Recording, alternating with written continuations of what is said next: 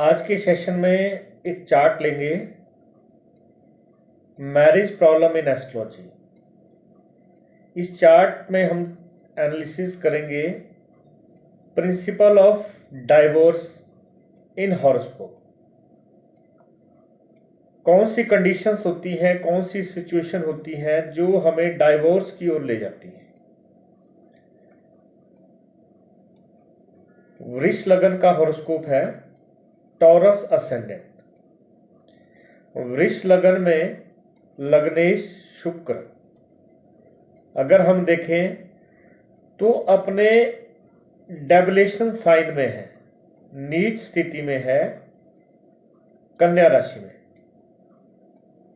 5th house में placed है और यहां पे शुक्र के ऊपर गुरु की दृष्टि है, aspect of Jupiter being a Lord of 9th house and 12th house. तो जुपिटर का यहां पे शुक्र के ऊपर एस्पेक्ट है।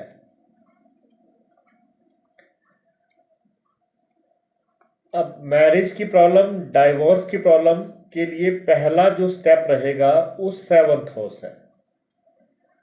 और 7th हाउस को हम चेक करते हैं तो 7वां भाव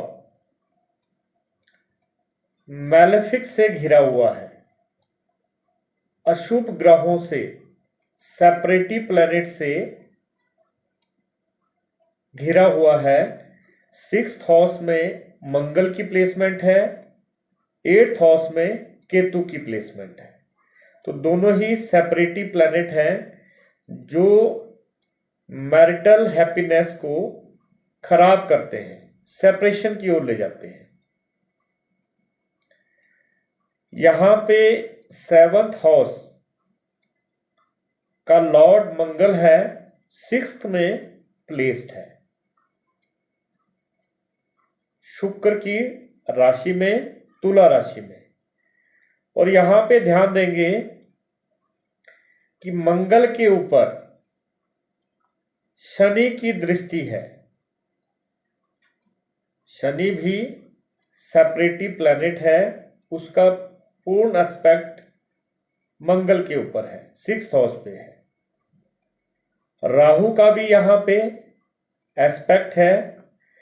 तो 3 मैलेफिक का इफेक्ट आपके 6th हाउस में इस हॉरोस्कोप में देखने को मिल रहा है। मंगल की पोजीशन स्वाति नक्षत्र में है और स्वाति नक्षत्र का स्वामी राहु है जो एक स्ट्रॉन्ग मैलेफिक है, सेपरेटी प्लैनेट है।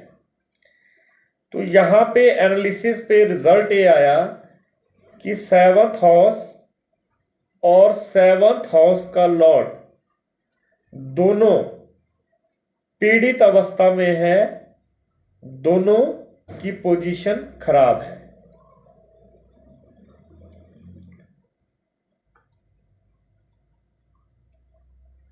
अब अगला स्टेप यहां देखें,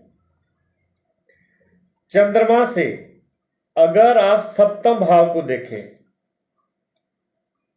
तो वहां पे शनि की पोजीशन है और उसके ऊपर मंगल की दृष्टि पड़ रही है। अभी जो पोजीशन हम देख रहे हैं, चंद्र चार्ट से देख रहे हैं, चंद्रमा का जो घर है वहां से 7th हाउस में शनि प्लेस्ड है और उस शनि के ऊपर मंगल का एस्पेक्ट है। चंद्रमा के आधार पे भी 7th हाउस और 7th का लॉर्ड दोनों ही अफ्लिक्टेड है, दोनों की पोजीशन सेटिस्फैक्टरी नहीं है।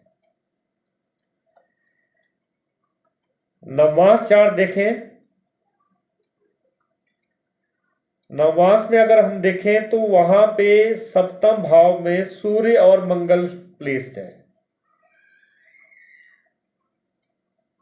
दोनों ही सेपरेटी प्लैनेट हैं।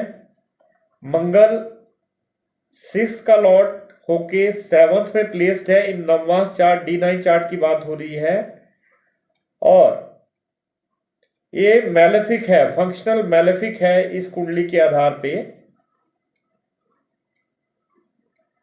और जो सिग्निफिकेटर ऑफ मैरिज है वीनस, उसकी प्लेसमेंट नवमास में 8th हाउस में है। तो जो कंडीशंस दोनों चार्ट में बनती है, लगन आधार पे भी, चंद्रमा आधार पे भी और नवमास के आधार पे भी, तो यहाँ पे मैरिटल डिस्प्यूट्स और सेपरेशन का योग कई तरह से बनता है। तो इस तरह से फॉर्मूला बेस्ड